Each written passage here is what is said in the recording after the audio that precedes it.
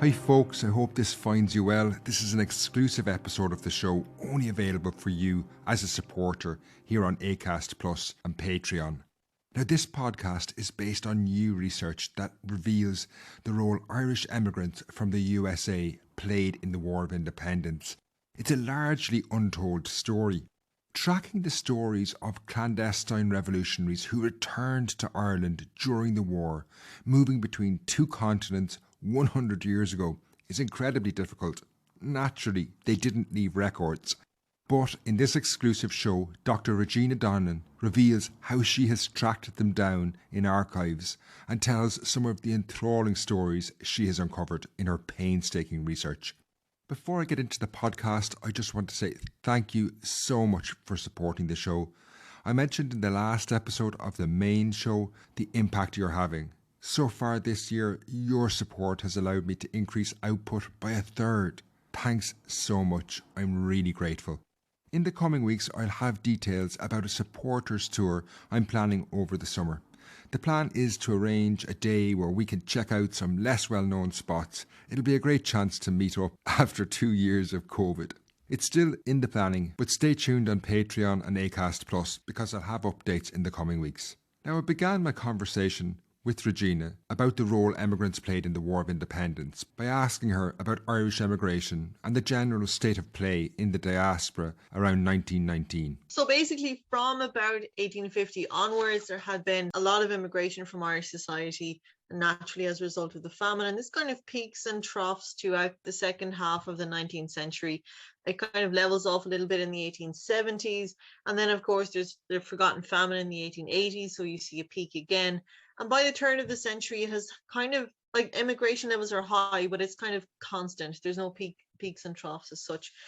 And so then by the revolutionary era itself, as a result, of course, of World War I, the immigration levels from Ireland tend to stagnate very, very steeply at that point. So, for example, in 1910, you have about 32,000, almost 33,000 people leaving in that year. And by 1914, you can see that start to fall to 20,000, and that gets lower and lower throughout the period of the First World War. So that in 1916 itself, the immigration rate is just over 7,000. It falls to under 1,000 by 1918, and then very, very slowly by 1920 it starts to kind of peak again, or at least accelerate. It's about 15,500 from 1920 onwards. So you can see that that whole period of the First World War obviously has an impact on the numbers of people that are leaving Ireland particularly.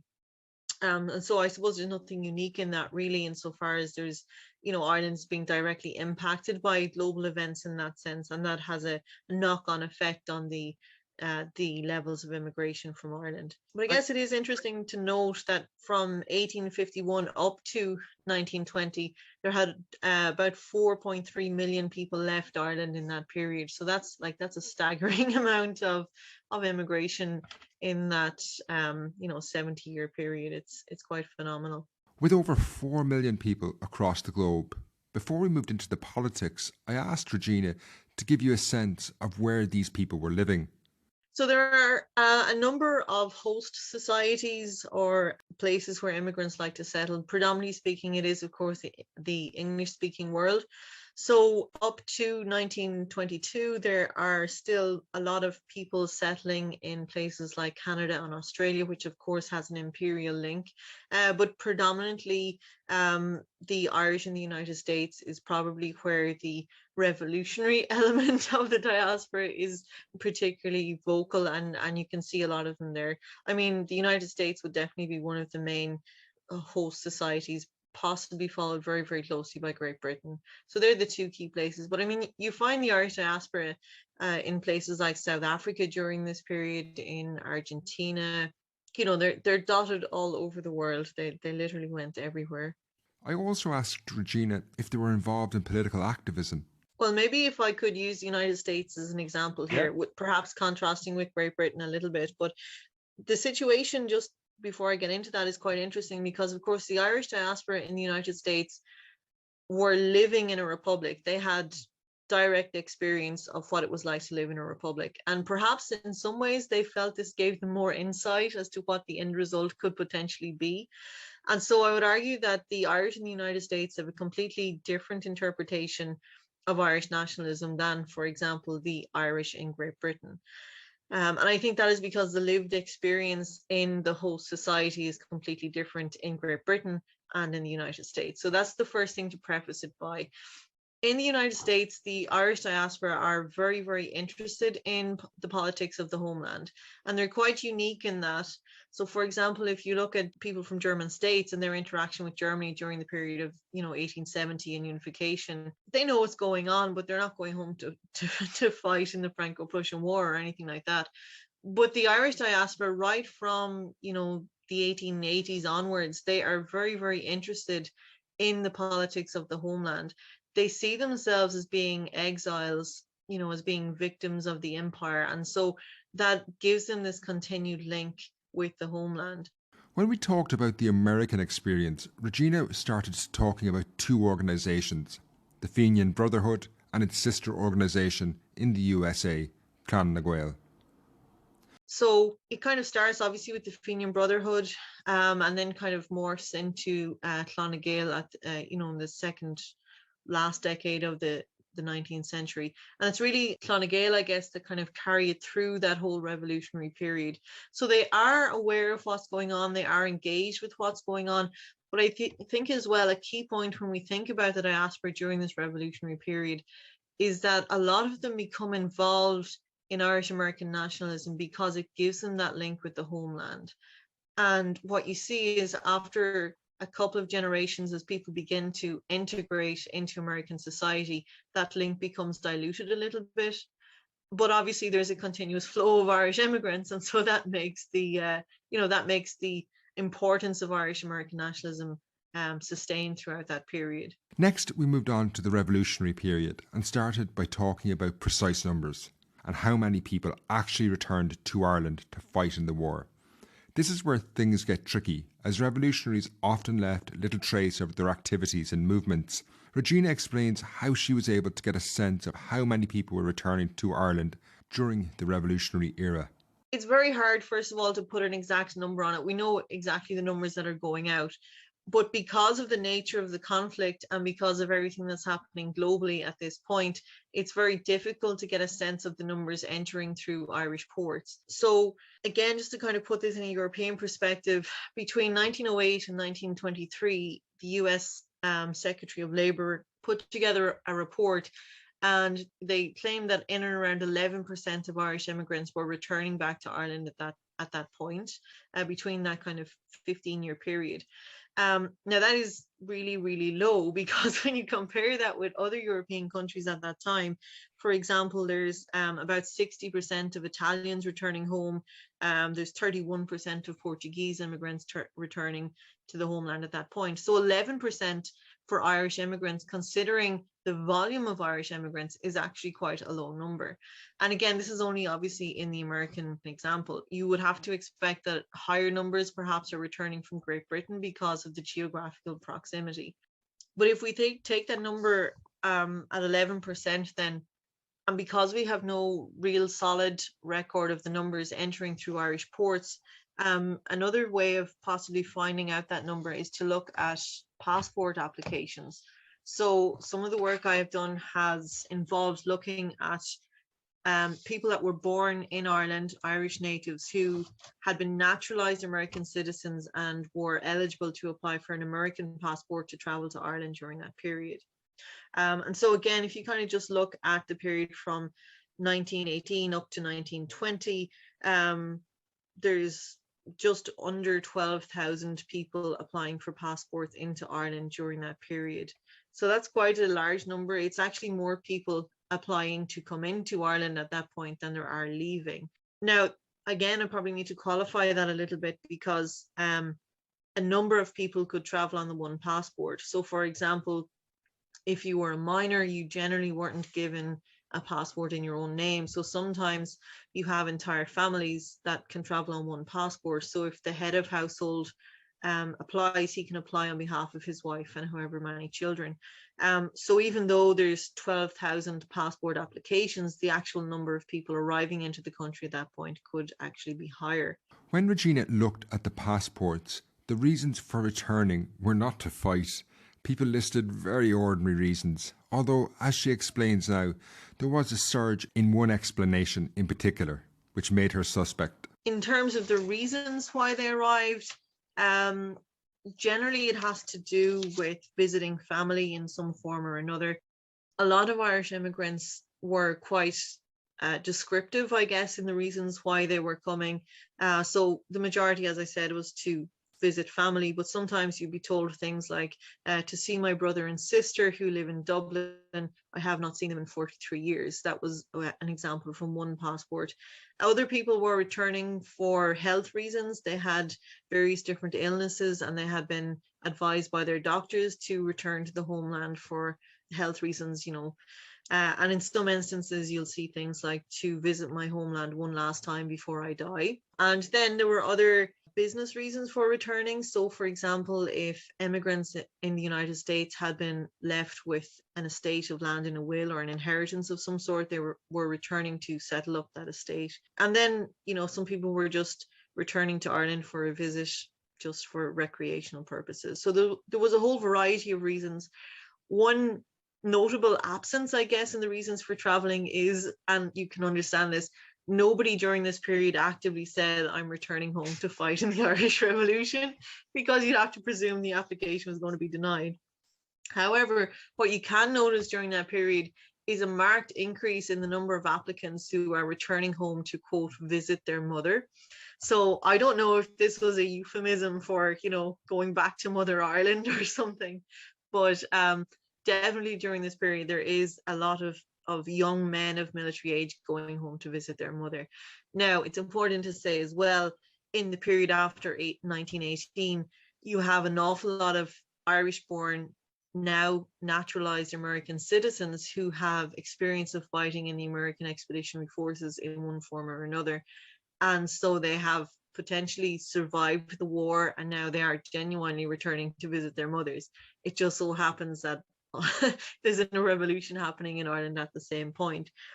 And that's actually a key point as well. I think the amount of military experience that is coming into Ireland at that time is quite important. A lot of the young men who are returning state on their passports, well, they have to, where they were naturalized, and often you'll see that it's actually at a US military base of some type or another.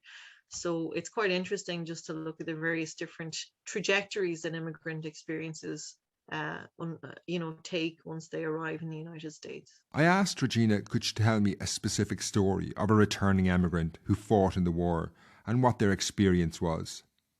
Yeah, absolutely. So there's one case in particular that stands out, and that is the case of John Prout he was born in Tipperary in the 1880s, and he immigrated to the United States in 1905. He has a fairly standard immigrant experience up to that point. He becomes involved in the American Expeditionary Forces once World War I breaks out. Up to that point, he'd been working as an insurance auditor. So, it was fairly kind of standard experience. And all of a sudden, then he is mustered into the US Army, into the 69th Infantry, that famous fighting Irish regiment. And he's mustered in there as a second lieutenant. He finds himself then on the Mexican border, where he's promoted to first lieutenant. And then eventually he ends up in France, where he becomes captain of the 165th US Regiment. So he is quite an important individual, because he is probably one of the immigrants at this point that has a lot of military experience. He has seen active war in France. And so after the war, he returns back to the United States. He's married with 2 sons at this point. And once the War of Independence breaks out in Ireland, he applies for a passport. He's widowed in the meantime. And so he applies for a passport for himself and his 2 sons to return back to Ireland. And on his passport, it just says, to reside in Ireland for 6 months to visit family. But once he's in Ireland, he becomes actively involved fighting in the War of Independence, and his main responsibility, I guess, is doing intelligence work and delivering dispatches between Tipperary and Dublin. So yeah, he's very active. He's very valuable to the IRA at this point because he has had extensive military training. He has excellent leadership qualities, and so he's a valued member of the IRA at that point. Once the second Southern Division of the IRA is formed, then he becomes the director of training, and he becomes quite an influential figure in the Southeast region in general. And then kind of as the war progresses and eventually comes to an end, he ends up joining the National Army in February of 1922. And it's at this point, I guess, that John Prout's military career becomes a little bit more contested, I guess, or controversial. He came under a lot of criticism for the way he commanded his troops in the southeastern region. There was claims that they were ill-disciplined, but ultimately he was very effective in addressing the activities of the anti-treaty forces, and they did a lot of work in the Knockmildown Mountains. He was actually responsible, I think, or he was one of the commanding officers in the assassination of Liam Mellows. So he had quite a significant role in the Civil War as well. After that, he returns back to the United States. In July of 1922, he actually married his second wife, a lady called Mary Corba, and they have two more children here. And so after the Civil War, then he actually travels back to the United States. He has a relatively nondescript job. Again, I think he's in clothes sales when he returns.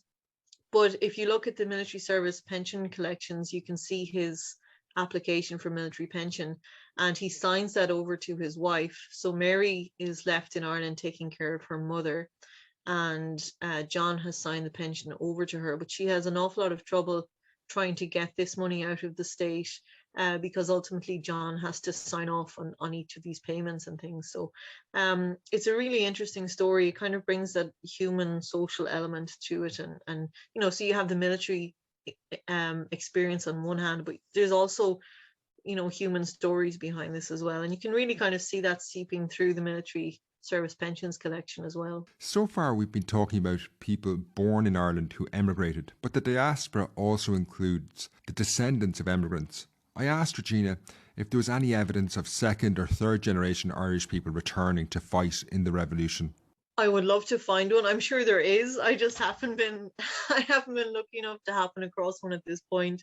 I would imagine, given the strength of the Irish American community and the passion that they felt for the homeland, I would imagine that there are some. I haven't managed to find that one elusive passport that might suggest that. But during the period as well, like there are people returning for more normal, I guess, reasons.